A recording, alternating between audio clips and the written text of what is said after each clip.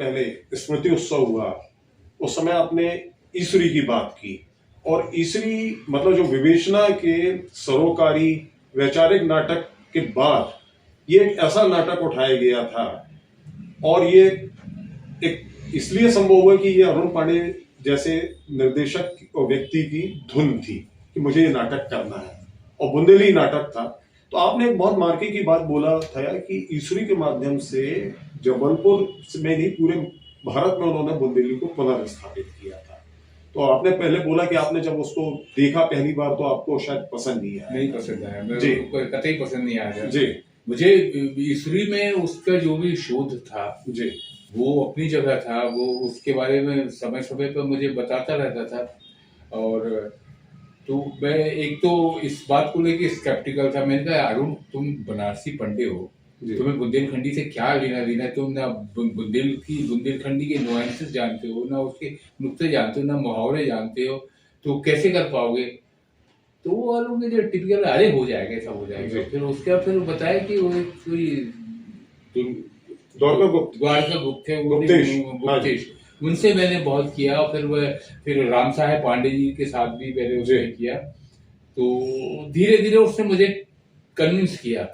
मतलब अब ये बातें बहुत सारे दोस्त लोग समझेंगे नहीं कि हम लोग किस स्तर पे दोस्ती थी। मतलब मैं उसको इतना झाड़ देता था, इतनी बुरी तरह से झिड़क देता था, क्या बदतमीज हो गया तुमको दो कौड़ी की समझ नहीं है इसमें। अब ये बातें बड़ा मुश्किल है किसी को ये बचा पाना कि मैं हम लोग की किस तरह के संबंध थे। तो बहरहाल मैं I didn't approve the idea of enacting ये इसलिए बिल्कुल मैं नहीं चाह रहा था। मैं हम लोग क्या किया, उसके पहले हम लोग ने नाटक किए थे, आला अफसर किया था, आला अफसर में था, इडिपस किया था, आनुष किया था, और थे।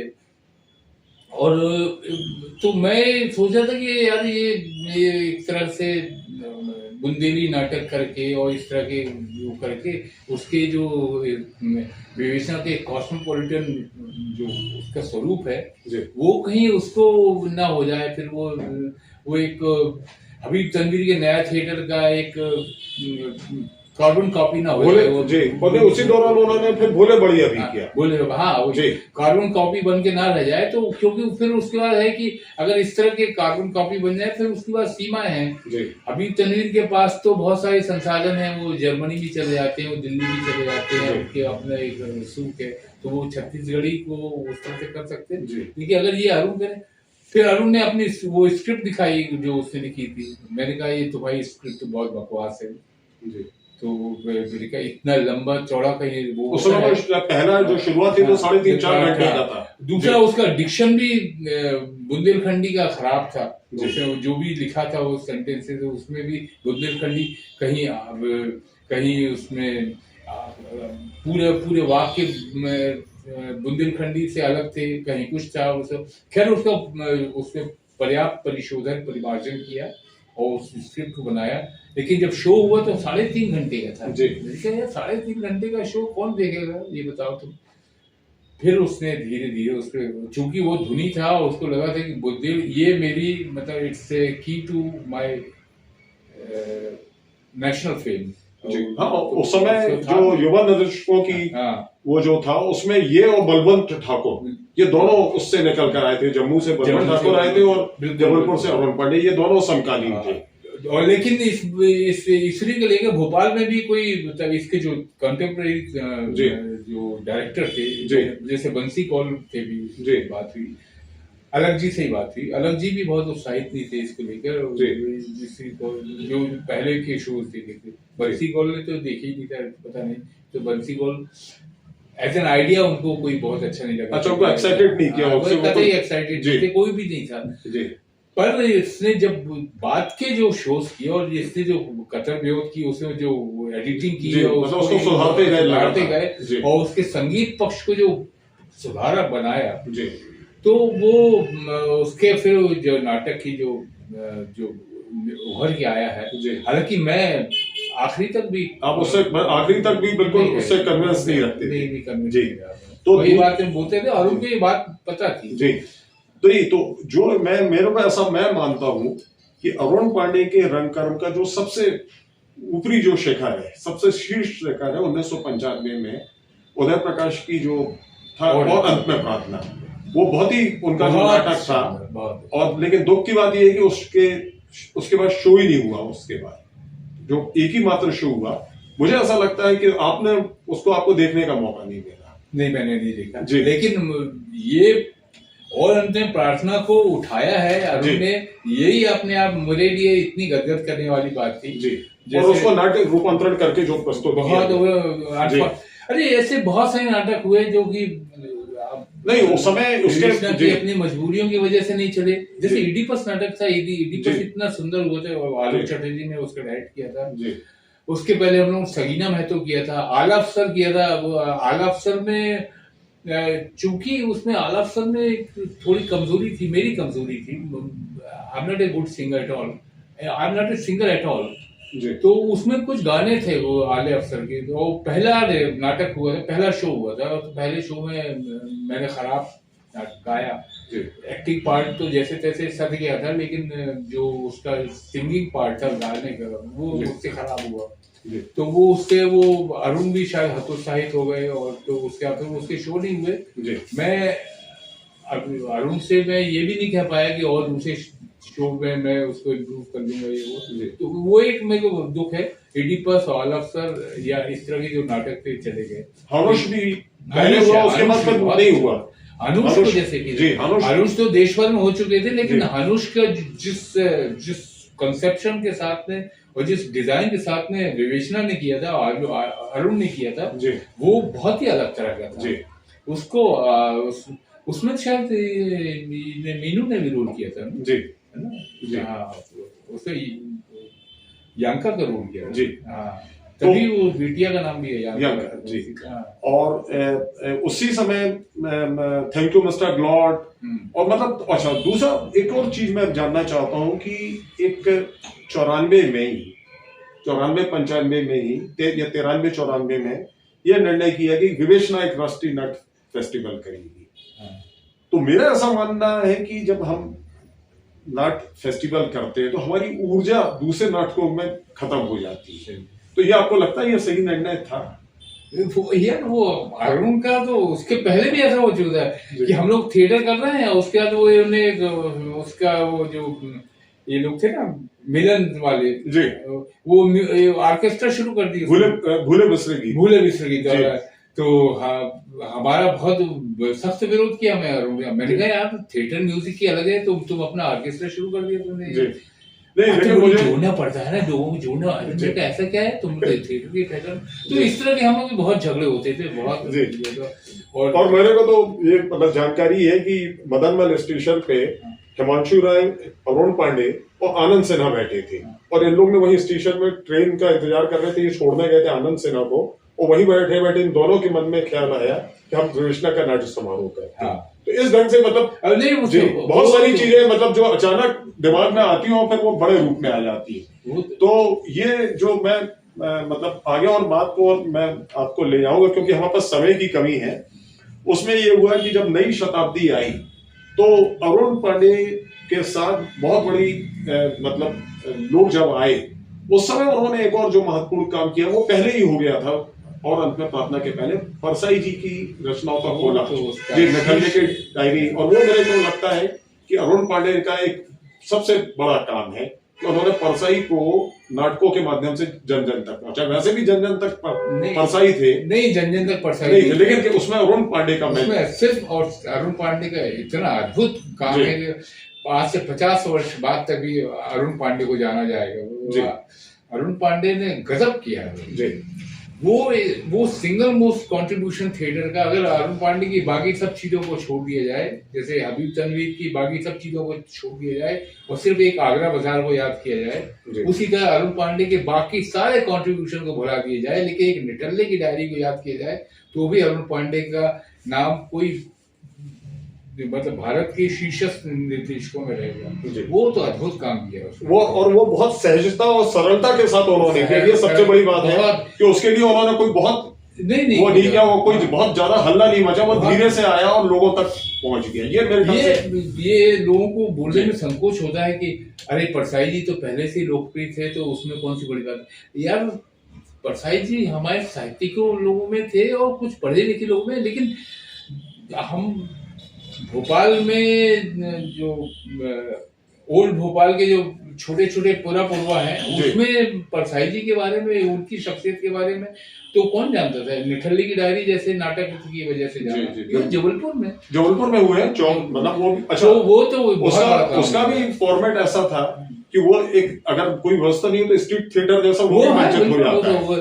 अच्छा, उसमें एपिसोड भी आप रद्दोबदल कर सकते हो उसमें, अगर जैसे आज के समय के हिसाब से कोई और रिलेवेंट है तो परसाई जी की कोई कहानी को उसमें जोड़ भी सकते हो, जो समय और समकालीनता के अनुसार वो बदल सकते हो। वो जो भी आइडिया उस अरुण को आया था वो तो बहुत अच्छा था। मैंने अरुण को बहुत उस मामले में हम लोग की बहुत बैठकें हुई, तो अरुण को अविश्वसनीय लगता था कि मैं उसकी इतनी तारीफ कर रहा हूँ। तो नहीं, मेरे ख्याल से आप ही शायद एकमात्र व्यक्ति रहे होंगे जो उनकी आलोचना भी करते थे और तारीफ भी करते थे।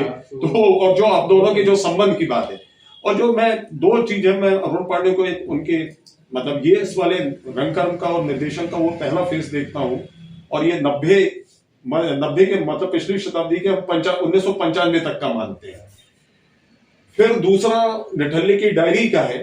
जो तीसरा एक महत्वपूर्ण जो उनका काम है वो है थिएटर का प्रशिक्षण और बहुत सारे नए रंगकर्मियों को तैयार करना, और एक उनकी अंदर की जो एक दृष्टि थी, क्योंकि मुझे अरुण पांडे कहते थे कि मैं यहाँ पर मेरी आंख नाक कान खुले रहते, बोले मुझे ये पता है कि कौन सा लड़का लड़की यहाँ क्यों आए, मैं सब कुछ जानता हूँ। और वो चंचलाबाई में वो शांत बैठे रहते थे, लेकिन हर व्यक्ति की वो हरकत कर देखते थे कि आदमी वाकई में नाटक करने आया है कि नहीं, या नाटक सीखने आया है कि नहीं। और मजेदार बात ये रहती थी, पता नहीं आपको ये कभी अनुभव या महसूस हुआ कि नहीं, बाद में थोड़ा उनको सुनने में दिक्कत होती थी, वो मशीन लगाते थे, लेकिन ऐसा मेरा मानना है कि उनको अगर जो को सुनना है वो 100 फुट पर भी सुन लेते थे, वो समझ जाते थे कि इस व्यक्ति का क्या है। तो मेरा ये भी मानना है कि वो शायद आप जबलपुर जब भी आए वो थिएटर प्रशिक्षण वाली बात है, जिसमें कि एक उनका बच्चों को शुरुआत की पुस्तकें पढ़ाना, एक दूसरे को चिट्ठी लिखना, पेंटिंग बनवाना, मुखौटे बनवाना। और मुझे याद है कि इस वाले में हमारे साथ संतोष भी सामने बैठे हैं, अजय धावाडे भी, एडी भी हैं, लोग बहुत पहले से जुड़े हुए हैं। वो सुबह लोगों को बुलाते थे तो कॉस्ट्यूम बाहर निकलवाते थे, फिर उनको करीने से रखवाते थे। तो मुझे ऐसा लगता है इन सब प्रक्रिया के पीछे वो आदमी को रंगकर्म में धीरे धीरे इन्वॉल्व करते थे। तो वो आपने कभी उसको पे देखा? बिल्कुल जी। अरुण बात के स्वभाव से उत्सव धर्मी है जी, मतलब उसको हम लोग कभी कॉलेज में भी यहाँ तक होता था, उसके बाद के भी है कि अरुण की जैसे जेब में कहीं से 1,000 रुपये आ गए तो वो 1,000 रुपये इतने कुल बुलाते थे कि अगर वो उसको लगता था कि मेरे पैंट की जेब में कहीं आग लग जाए, वो निकल के भाग जाए। वो अरुण के वो तो है, वो के उसका 1,000 रुपये है तो 1,000 रुपये खर्च कर दो पूरे। उसके बाद 1 घंटे की बात की चर्चा नहीं है। मुझे लगता है कि विवेचना में इस बात को लेकर काफी वो उसका डिफरेंसेस भी रहे होंगे, लेकिन मुझे वो उसकी वो बहुत आदत प्रिय लगती थी, वो जो बिंदासपन। वहाँ पे हम लोग जैसे बस स्टैंड पे भी रात को बैठते थे ना, तो उसमें एक ये कौन सी टाकीज थी अपने, श्री कृष्ण टाकीज के तो मिश्रा जी थे, वो एक पिल्लई थे ना, ज्योति एक और टाकीज थी, उसके मैनेजर थे, वो भी बैठते, संतोष पिल्लई जी, संतोष वो बैठते, और भी लोग बैठते थे। तो अरुण के जैसे अरुण की पगार मुझसे ज्यादा थी जी, तो और उसके बाद एक MPL 68 नाम की स्कूटर थी, मैरून कलर की। हाँ, वो मैरून कलर की स्कूटर तो बहुत साल तक उनके पास है। वो मैरून कलर की स्कूटर तो वो थी, वो उसको हम लोग डग्गा कहते थे, क्योंकि कोई भी ले जाता था जी, और कोई भी ले जाके कहीं भी छोड़ देता था जी। तो उसके बाद फिर वो कोई दूसरा आके तीसरे दे देता था। तो अरुण से पूछे थे वो गाड़ी कहाँ गई, मुझे पता नहीं, कोई ले गया होगा, आ जाएगी। तो उसको ऐसा आश्वस्ति का भाव भी, जैसे कि मतलब पूरा शहर हमारा वो है। मैरून कलर की स्कूटर तो उनके जीवन में बहुत लंबे समय तक जुड़ी है। और जेब में पैसे आए नहीं तो उसने जी। जब पगार अगर मिली तो पगार तो हम भी ऐसे ही खर्च कर देते, हमको घर पे तो देते नहीं थे, लेकिन अरुण के तो 2 दिन चलना मुश्किल होता था जी पूरी पगार तो जी इसको इस बात को लेकर हमारे पापा में मतलब अरुण के पापा में हम लोग बड़े चिंतित रहते थे कि ये क्या कैसा करेगा इसको तो पैसे तो रोकना बिल्कुल आती ही नहीं है। जी। तो ऐसा करो, वहां पर बैठे हैं रात को 2 बजे, सबके लिए पोहा ले आओ। अरे यार तुम जानते नहीं पहचानते नहीं, कौन बगल में बैठा है, कौन जलेबी खा रहा है तुम्हारे नाम की, तुम सबके लिए पोहा ले आओ। तो नहीं, वो तो मैंने भी कई बार देखा है कि चंचला भाई में सबके लिए चाय ले आओ। वो दयानत तो नारी उसकी ऐसी है जी कि लोग थिएटर से पैसा कमाते हैं, जी अरुण ने ही पैसा कमाया थिएटर से, लेकिन थिएटर में ही उससे चले गए। जी तो अरुण का जो भी थिएटर रहा है वो अपनी घर फूक तमाशा देखने वाला थिएटर रहा है। अरुण ने के ऊपर अगर कोई एक भी कोई ये इल्जाम लगा दे तो ठीक नहीं है। नहीं, आप हम बातचीत का समापन कर रहे हैं। आप बहुत भावुक हो गए और नहीं नहीं नहीं, ऐसे ही है अभी कुछ है ना। तो मैं आपसे 2 बहुत गंभीर बात जो करना चाहता हूँ। पहली बात ये है कि हमने अरुण पांडे का इतना बड़ा जीवन का इतना लंबा समय रंग कर देखा है। हम लोग को भी दुख लगता है कि उनका मतलब ये लोग कहते हैं ये जबलपुर का है, लेकिन हम नहीं मानते। अरुण पांडे को हमसे जबलपुर की सीमा में परिधि में नहीं रख सकते हैं, क्योंकि अभी मैंने देखा कि पुंज प्रकाश बिहार से लिख रहे हैं, मतलब पूरे देश से लोग लिख रहे हैं, लोग मैसेज आ रहे हैं कि एक जो हमारे समाज में है, वैसे अरुण पांडे ने कभी इसकी चिंता नहीं की। उनके रंगकर्म का एक जो अवदान था वो उसका एक मूल्यांकन होना था कि मध्यप्रदेश सरकार उनको शिखर सम्मान देने वाली है। चयन समिति ने भी कर दिया था। चयन समिति ने बाद में कहा कि हम इसको नहीं बदलेंगे। तब आपको क्या लगता है? मैं बहुत एहसानमंद हूँ मध्य प्रदेश सरकार का जी कि उसने उसको शिखर सम्मान नहीं किया। जी मैं always grateful to the government of Madhya Pradesh. जी अच्छा हुआ उसको बहुत ही उसको कोई भी सम्मान नहीं मिलना चाहिए था उनको। जी वे वो तो सम्मान हमने अपने इतने लंबे वर्ष पत्रकारिता में बिताए हैं और राजधानी में रह के देखे हैं। सम्मान और ग्रांट, ये 2 चीजों ने कला को कितना कलुषित किया है, नुकसान पहुंचाया। इसका अंदाज उनको उन कलाकारों को भी नहीं होता जो उससे लाभान्वित होते हैं। ये धीरे धीरे कैसे वो एक इंविडियस उसका जो इम्पैक्ट होता है वो खुद नहीं जानते, कैसे कैसे गलने लगता है वो, कैसे कैसे डरने लगते हैं, कैसे कैसे सब कुछ। अरुण का जो बिंदासपना था वो होता हुआ मेरे को बहुत अच्छा लगा। मेरे को भी पता था कि उसको शिखर सम्मान के लिए उसका चयन हुआ है और उसको नहीं मिला है, तो मैंने कहा बहुत अच्छा हुआ तुमको नहीं मिला। तो अरुण ने मजाक में कहा तुम साले जलते हो। हमने कहा नहीं अच्छा हुआ तुमको नहीं मिला। तो और एक बात और तुमने पूछी नहीं, उसके अरुण के जो कविता मंचन वाले पक्ष पे वो कविता वो भी जी तुम निर्भय जो सूर्य गगन में, तुम निर्भय जो सूर्य गगन में पहले नाटक का मंचन हुआ, बाद में उस पर लीलाधर मंडलोई ने एक पूरी फिल्म भी बनी दूरदर्शन के लिए। मुझे याद है उस पर एक पूरी फिल्म जबलपुर में तरंग में उसके लिए विशेष रूप से उनको आवंटित किया गया था, जिसमें पूरी एक दूरदर्शन के लिए फिल्म बनी। तो वो मैंने नहीं देखी, लेकिन मैंने उसका परफॉर्मेंस देखा। और मैं नहीं, लेकिन हमने ये वाली बात है कि हम इतनी कम देर की बातचीत में अरुण पांडे के इतने बड़े काम को समेट नहीं सकते। मतलब उसके लिए हमको बहुत लंबी बातचीत लगेगी। तो हमने समय और आपकी उसको देखते हुए बहुत इसको संक्षिप्त में बातचीत की है, और वो वाली बात भी बहुत है। और अरुण पांडे का मुझे याद है कि खाली कविता पर जो नाट्य मंचन नहीं, मेरे पास एक पुस्तक आज भी है और वो है कविता ही पोस्टर है। उसमें तमाम लघु कविताओं पर अरुण पांडे ने बहुत अच्छा संपादन करके कविता पर पुस्तिका निकाली थी, स्क्रीन प्रिंटिंग की थी। और अरुण पांडे और सुजय पॉल उसके 2 संपादक थे। वो बहुत शहर में उसका वितरण हुआ। तो अरुण पांडे का मतलब इतना अप्रतिम व्यक्तित्व था और उनका काम जो था उसको नहीं कर सकते। लेकिन आज जो हम एक जरूरी बात ये करना चाह रहे हैं कि 21 सितंबर को उनका निधन हुआ। उनको तमाम रंगकर्मियों ने जिस ढंग से विदाई दी वो अद्भुत है, उसकी कोई कल्पना नहीं कर सकता था। अभी 2 दिन पहले स्मृति उत्सव हुआ है, उसमें आप तमाम लोग जो भी आ सके उन्होंने आकर किया है। लेकिन मुझे ऐसा लगता है कि अरुण पांडे की वास्तविक श्रद्धांजलि क्या होगी। अरुण पांडे का जो विवेचना रंगमंडल था, उनका सपना था, नित्य प्रतिदिन उनका शाम को वो यहाँ चंचलाबाई में जब तक रहे, और मेरा ऐसा भी मानना है कि गेट नंबर 4 से चंचलाबाई तक अरुण पांडे के जो नियमित दिनचर्या का जो हिस्सा हुआ करता था, लेकिन जब बाद में शहर में विकास और फ्लाईओवर आया तो बहुत सारी चीजें विखंडित हुई। पीछे यहाँ पर सामने ही पूरा भातखंडे खत्म हो गया, चंचलाबाई भी उससे प्रभावित हुआ, और अंतोगत में ये हुआ कि महाकोशल शिक्षा जो समिति थी वो उन्होंने निर्णय किया कि भैया हम विवेचना रंगमंडल की शाम को अनुमति नहीं दे सकेंगे। तो मुझे ये भी लगता है कि ये जो पिछले 5 साल में कोरोना के बाद ये जो जिस ढंग से अवरोध आए, जो उनका जो दिनचर्या थी एक रोज शाम को, मैंने कई बार देखा कोई आए ना आए अरुण पांडे चंचलाबाई में पहुंच जाते थे, अकेले बैठते थे, पैदल घूमते रहते थे, फिर एक आता था, 2 आता था, वो बैठा रहता था, कोई आए ना आए अरुण पांडे।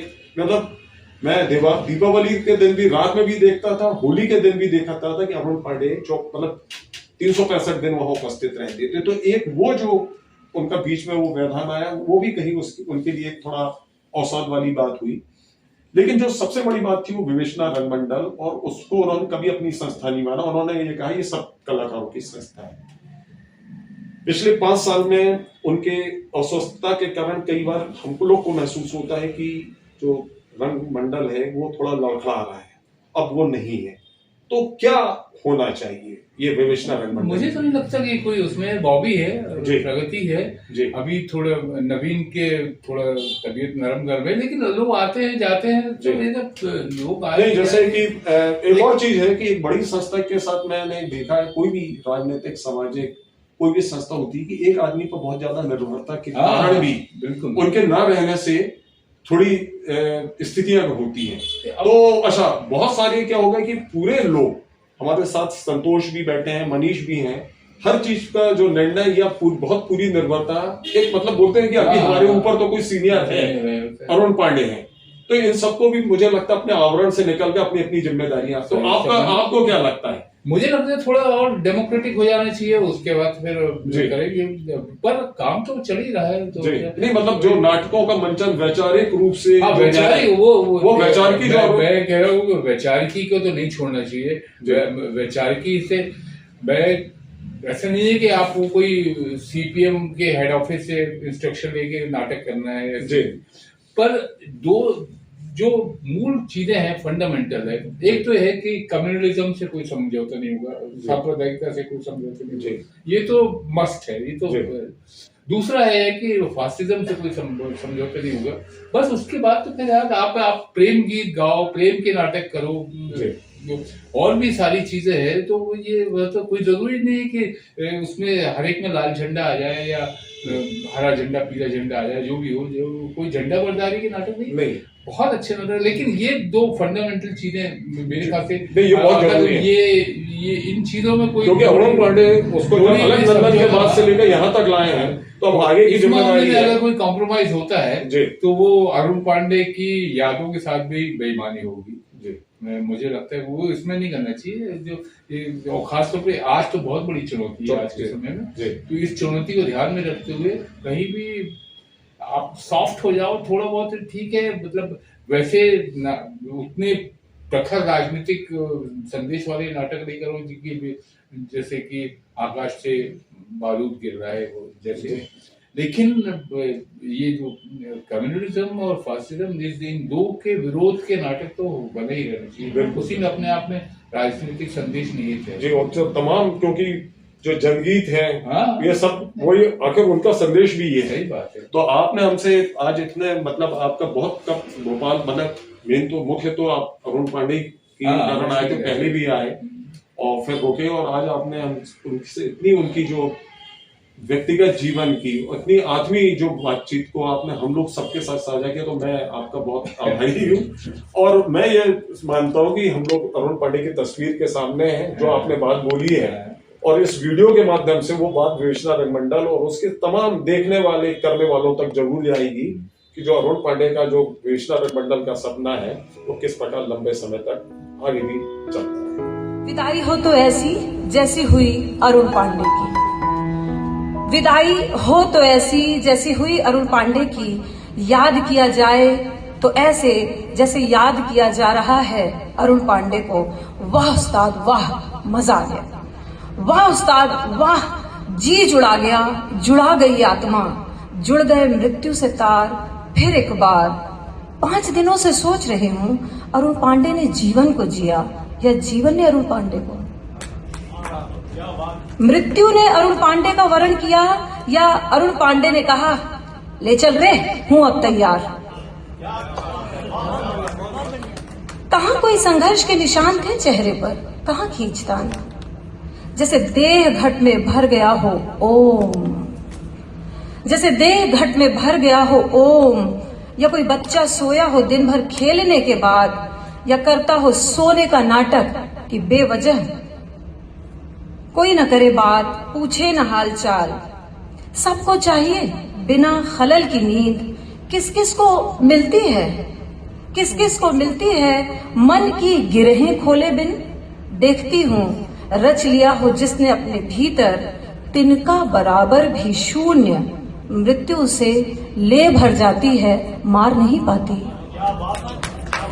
जिसने अपने भीतर रच लिया हो तिनका बराबर भी शून्य, मृत्यु से ले भर जाती है मार नहीं पाती। देखा मैंने कल रात लोगों की आंखों से बहते हुए अरुण पांडे, लोगों के भीतर रहते हुए अरुण पांडे।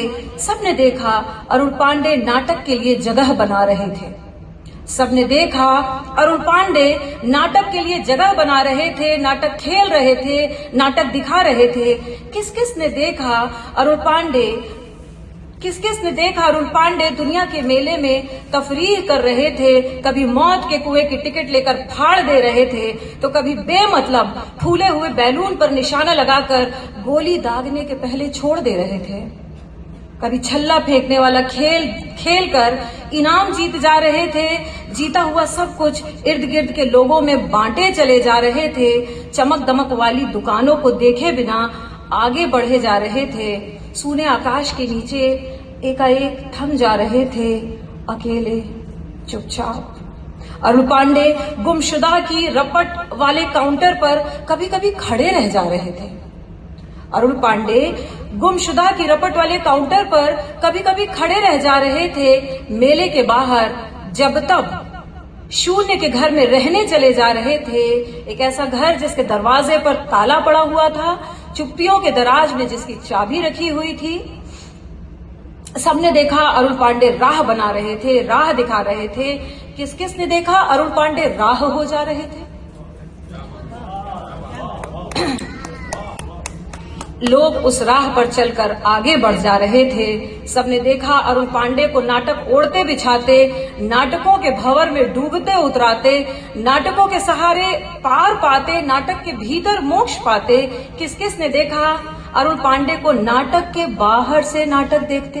सबने देखा कल जमा हुए लोग अरुण पांडे को याद करते, अरुण पांडे के प्रिय जनगीत गुनगुनाते, नाटक खेलते, किस्से बताते, फपक कर रो पड़ते। किस किस ने देखा अरुण पांडे मौजूद थे वहां, बैठे थे वहीं, एकदम वहीं। सबने देखा अरुण पांडे रहे नहीं। कोई देख सकता है अरुण पांडे हैं यही, एकदम यही।